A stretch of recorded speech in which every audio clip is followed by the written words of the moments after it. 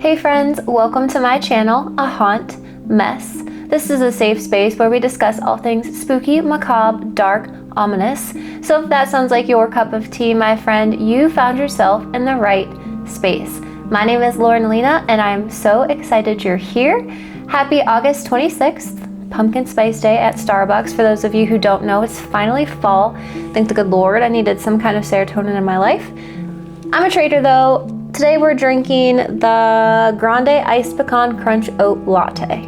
I would give it a 6 out of 10. Not as sweet as I was hoping. Definitely very unhealthy. We have zero cares to give. Today we're going to deep dive into the world of mimics. So, what are mimics? Where do they exist? Let's talk about it.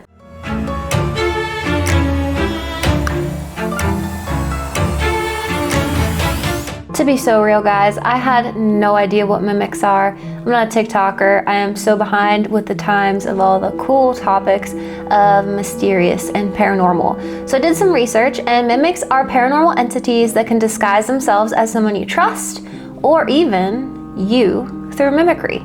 People say if they believe what they're experiencing is paranormal, mimicry is almost always demonic in nature. So this is what the internet says. Please add any tidbits you have or personal experiences in the comments. I have no knowledge about this subject matter. I've done all the research and read personal stories on the internet. That's what we're going to be talking about today. But basically, mimic tactics are said to instill fear, which they feed off of then. Acknowledgement of their presence also gives them strength. Mimicry is a series of activities, and a mimic isn't its own paranormal entity. It is believed that one of the demons tormenting the Perrin family from the Conjuring story used the mimicry in that haunting. A little bit of a rewind for you. My boyfriend watched The Conjuring for the first time in his entire life. Yes, a movie that came out in 2013. Yes, one of the best, greatest all-time movies in my personal opinion. Finally watched it at almost 30 years old this weekend. I haven't seen it in a few years. I don't like to watch these kind of movies by myself just because I feel like sometimes watching that can kind of attract it into your life.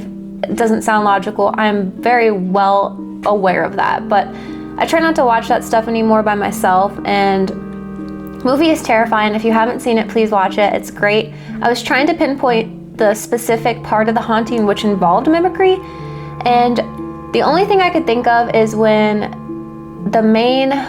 the mom, Mrs. Perrin, and the family was experiencing hearing her own kiddos run and play throughout the home. All right, guys, so here's the first story. We're jumping right in. I had an odd encounter with mimics. I was planning on going out of state with some friends to do some light ghost hunting. What is light ghost hunting? Okay.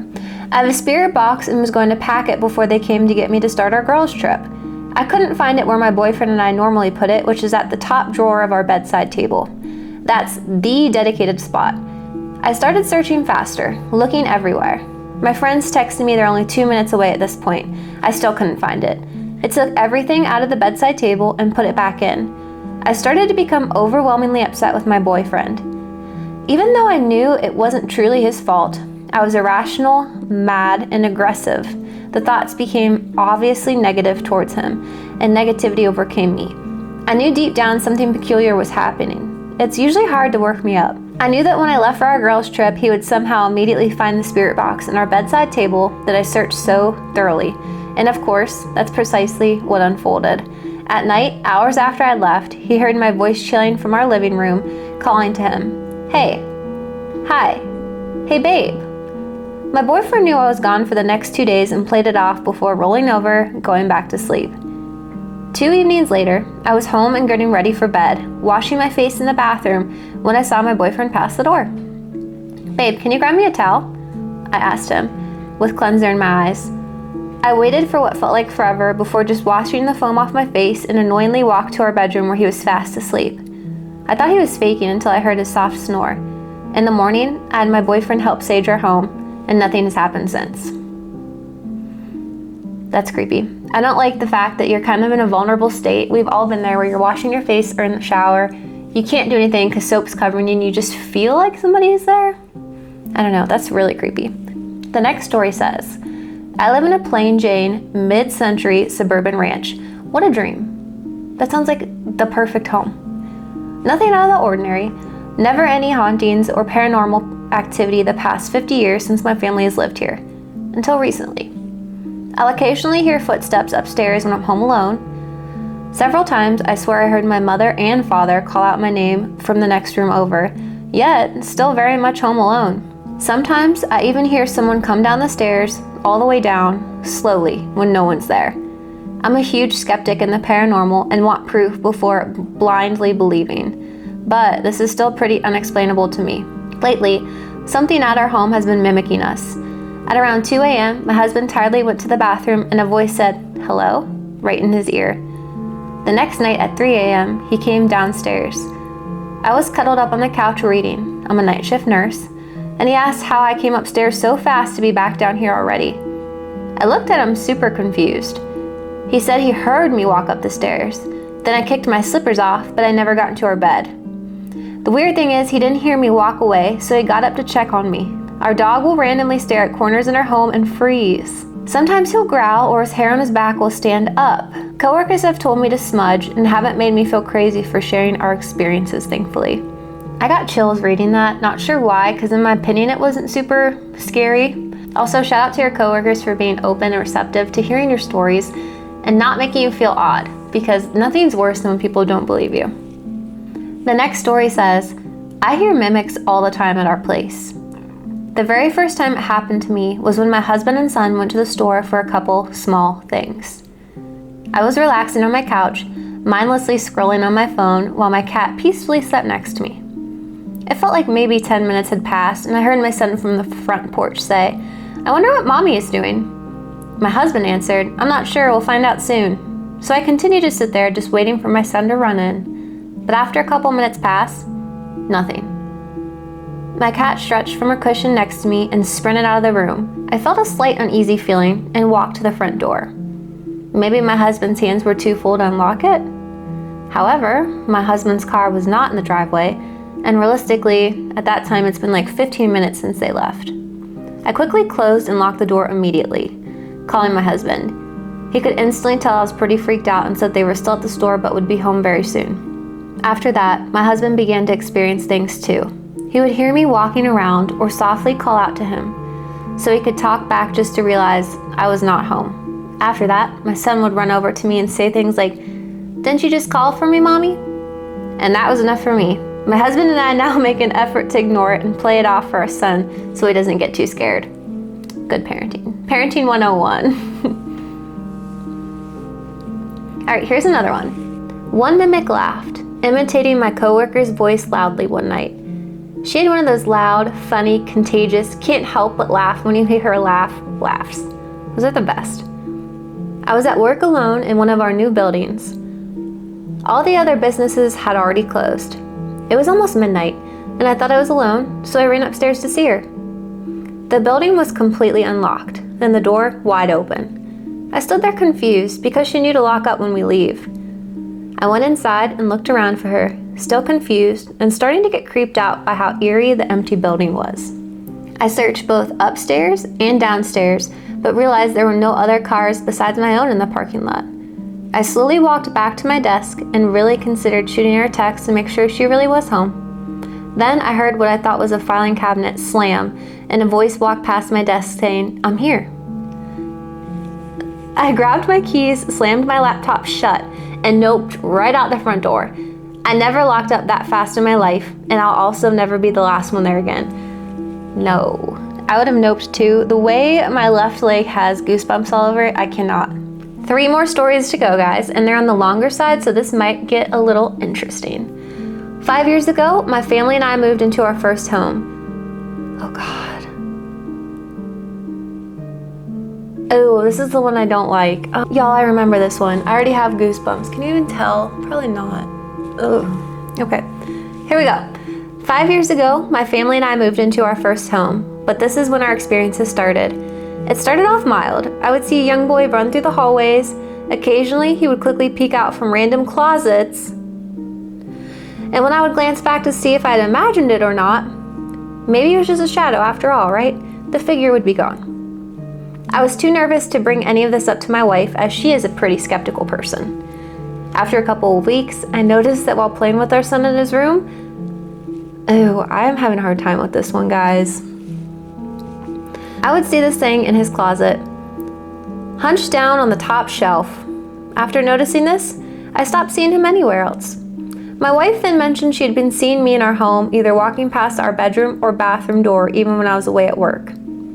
Before it got really bad, the activity ramped up. My wife began to have full conversations like I was in the kitchen with her, for me to be upstairs with our son, or out jogging in the mornings. When she would turn to see why I wasn't responding, I'd be gone. She grew confused and was concerned something was wrong with her. I finally told her everything I had been experiencing. It almost felt like a relief washed over me, how accepting and open she was, and coincidentally, that figure didn't show up again for over a month. It was 11 p.m. My wife and I were relaxing in our bed when my son sleepily walked in. "Mommy, there's a monster underneath my bed." I touched its hair. My wife held her arms out open for our son to climb into bed with us. "Honey, you know all your toys are under there. There's no room for monsters. If there was one, he'd be on the top bunk." She tickled him and he giggled. To give some context, our son's bed is a bunk bed. Underneath the bed are storage totes that fit all of his extra toys and stuffies. Our son sleeps with us that night. The following night, I go to check on my son. It's still early, only around 10 p.m., and I notice his nightlight was off. Weird, this thing is always on for him, I thought to myself, turning it back on. Maybe that's why he was scared last night. I kept his door cracked and went downstairs to finish a movie with my wife. At around midnight, we both went upstairs. My wife to the bathroom and me back to check on him. I entered his room quietly, and there it was. Back again. This time, looking almost identical to my son. Its long-sleeve shirt hung loosely over its long, spindly fingers, wiggling around rhythmically. The figure was crouched on the top bunk in the corner, its long, dirty blonde hair covering its face. I felt a wave of nausea and fear as I stood frozen. The figure had slowly dissolved in the shadows, but I could still feel its sickening presence. I made a mad dash to his bed, scooped him up, ran to our bedroom, and closed and secured our bedroom door. My wife could see the terror on my face. I passed her our son and covered the mirror sitting in the far corner of our room. We turned on our bedside lights and prayed together. It's been almost 2 weeks without any issues, but that terrifying picture is burnt into my brain, and now it's burnt into my brain too. Thank you so much. Goosebumps. Literal goosebumps. Can you see anything? Probably not. That's tragic. That one freaks me out more than it probably should, and I don't know why. I don't love it. Also, I'm like so uncomfortable. Why do scary, bad things bother children? The next story says, backstory. I've been living in the same home throughout my childhood and my teenage years. The house, it's still pretty newish. Construction began in the 1980s, so we were not aware of any deaths on our property. But Native Americans lived in the area, so I logically accredited ghostly activity to that. Ghostly activity had been happening there since I was only 5. To date, this is hands down the most terrifying experience I've had. When I was 13, I was finally allowed to stay home alone with my older brother while our parents were at work. For context, he's 2 years older than me.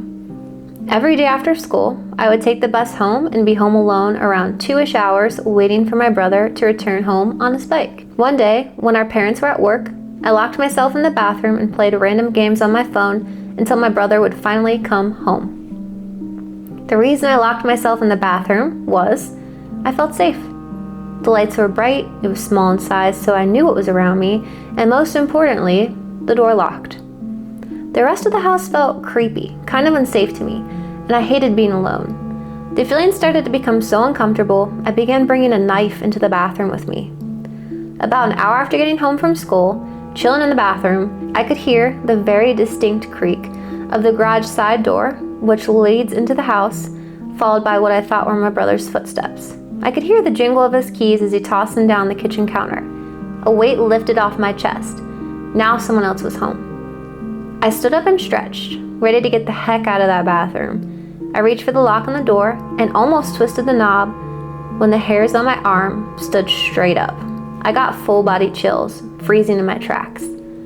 For a reason I couldn't even begin to explain, something just felt so off. I quickly took my hand off the knob and think to myself, Sam usually comes through the front door, not the garage. Am I overthinking this?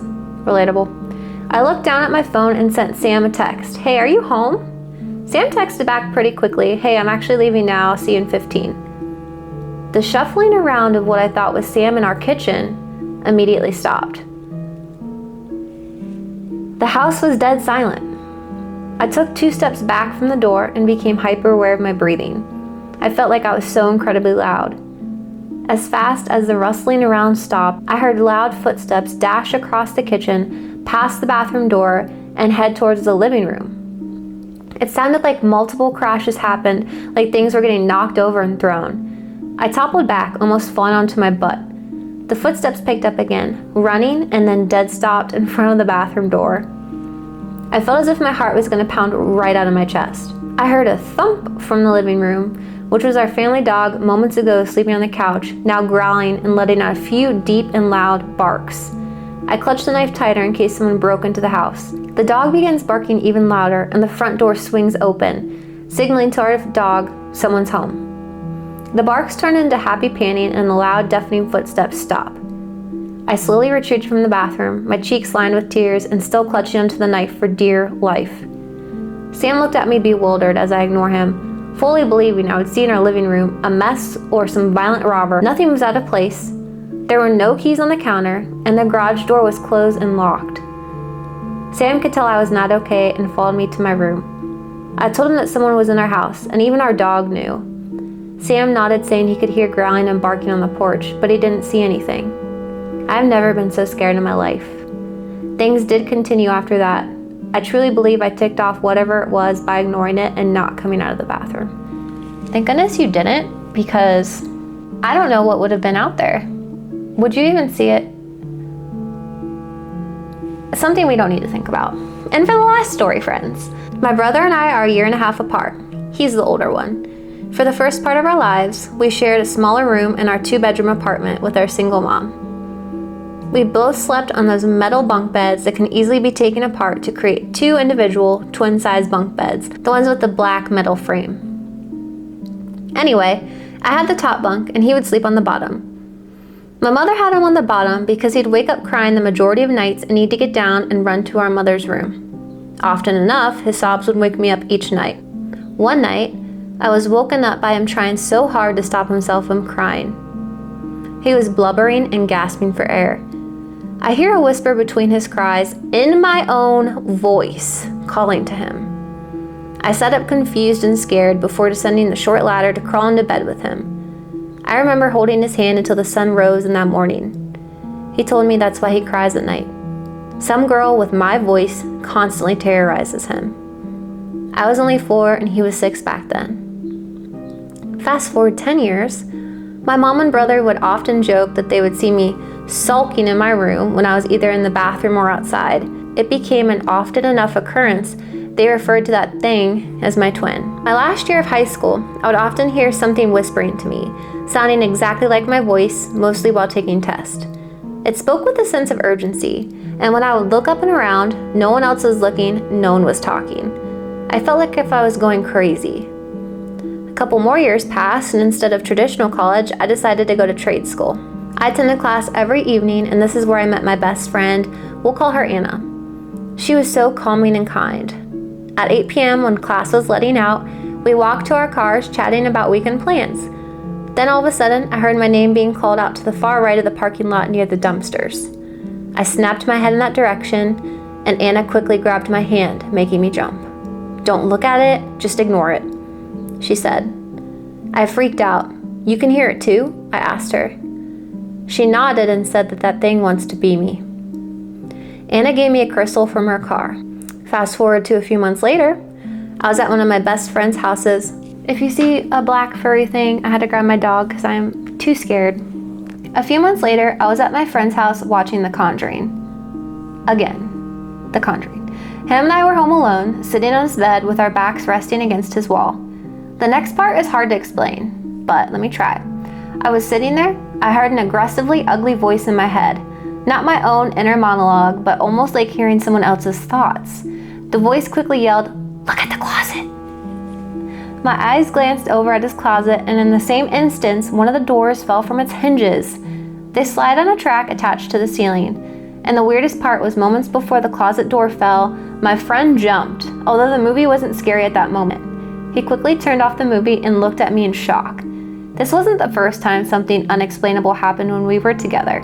It happened somewhat frequently and helped create a strong connection between us. I shook my head and decided to mention the aggressive voice I heard before the closet door fell. His eyes grew wide and he said, "I heard the same words, but it was your voice." That's why I jumped. It was just so sudden and loud. We both knew I didn't say a word though. The encounters haven't subsided 2 years later. I currently live with my partner and our newborn. My partner says he saw me in the doorway of our screen porch talking to him when I'll be feeding our baby or putting them to sleep. He's been weirded out and a huge skeptic. I'm just as confused why this has been pretending to be me for years.